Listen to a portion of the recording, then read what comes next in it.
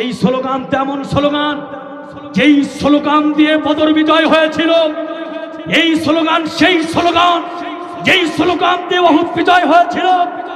এই স্লোগান সেই স্লোগান, যেই স্লোগান দিয়ে খন্দক, কারবালা, স্পেন বিজয় হয়েছিল।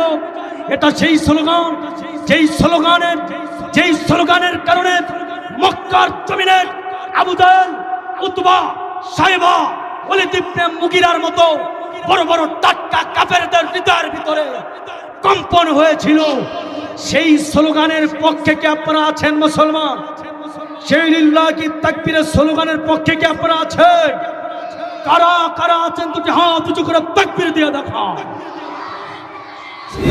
আমার নবীকে নিয়ে কটূক্তি করেছে, গালি দিয়েছে। ও মুসলমান, এই বাংলার জমিনে আমার রাসূলকে নিয়ে যে কথা বলবে তার বিচার